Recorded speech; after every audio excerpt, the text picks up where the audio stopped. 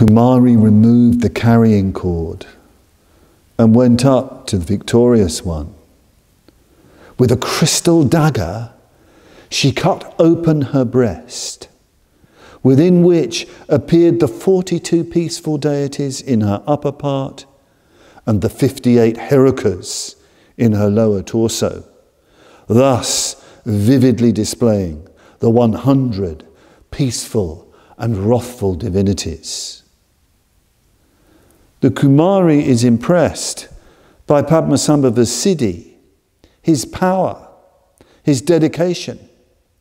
So she responds. She completely opens to him, shows herself. He has passed a test with a crystal dagger, the utterly pure, penetrating, incisive wisdom. She cuts away all appearance and reveals what she really is, who she really is, what her body really is, what her body contains. It's the great mandalas of the 100 peaceful and wrathful Buddhas and Bodhisattvas. That's the true nature of her body itself, of the body itself. There's a lot of talk about the body, a lot of views about the body, very materialistic views about the body, a lot of psychological ideas about the body. But here we have the traditional vision. The body contains the vast mandala of all the Buddhas and Bodhisattvas. We sometimes say that we have potential. We have potential for Buddhahood, but that's so conceptual. That doesn't really mean very much.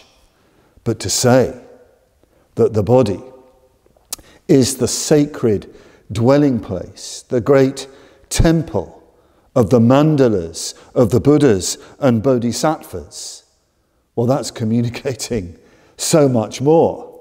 It's so much more real. This body is in fact a cosmos. And of course, when we say the body, we don't mean the body as opposed to the mind. We're talking about the entire psychophysical embodiment, whatever you want to call it. It is the mandala of the Buddhas and Bodhisattvas according to the Tantric tradition. So therefore, it's definitely not to be squandered and wasted in pursuing it as an end in itself. It is the arena, the realm to activate the fullest possible riches of Buddhahood, particularly through meditation on the Buddhas and Bodhisattvas. William Blake says all deities reside in the human breast. When we meditate on a Buddha or Bodhisattva, what we're meditating upon is actually ourselves. Ourselves deep down in eternity that we really are. Ourselves that we will be if we completely surrender, if we completely die in the fires of Shunyata. That is our nature. If we're meditating on Padmasambhava, that is the real nature of our body. That is the real nature of our body and mind. We are in that mandala. He is our heart. So Kumari shows this great vision of what this body is and what it is for. So she's opened herself. She's cut herself open. Sometimes in tankas of the life of Padmasambhava, you can see a little white Kumari, and she's opened her chest, and you can see these mandalas of the Buddhas painted very, very tinily with Padmasambhava sitting before them. She says to Padmasambhava, "You also possess the force of the powerful mantras, but what of my miracles, great man?" And she bowed and circumambulated him. And Padmasambhava thought, she must be the Dakini. She must be Surya Chandra Siddhi. And he said, "I ask for the outer, inner and secret initiations." And Kumari replied, "I am only the servant. Come inside." So this is the sort of thing that goes on in these realms. The Dakini praises and taunts him. She shows herself, and then she praises him, his wonderful ability, and circumambulates him, and then says, but what of me? What of my miracles?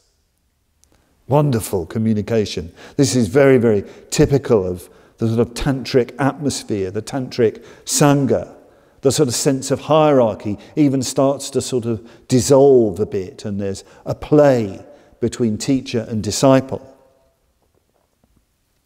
And although she is extraordinary, she says she is not the Dakini. She is just the servant.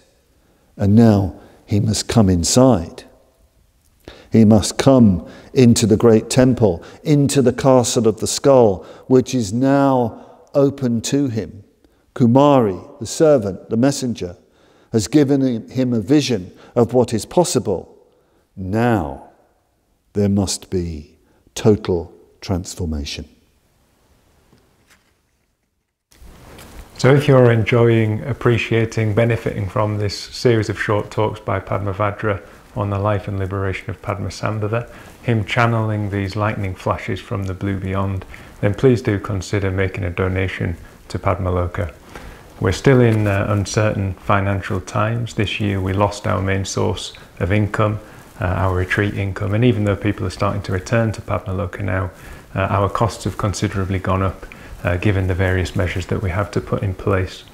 So although we've benefited enormously from people's generosity throughout the year, we really need to keep that stream of generosity flowing. So do please consider giving what you can. You can do that by following the link that's attached to this video or beneath in our YouTube channel, or visiting our website and making a one-off donation or taking out a monthly standing order. Thank you.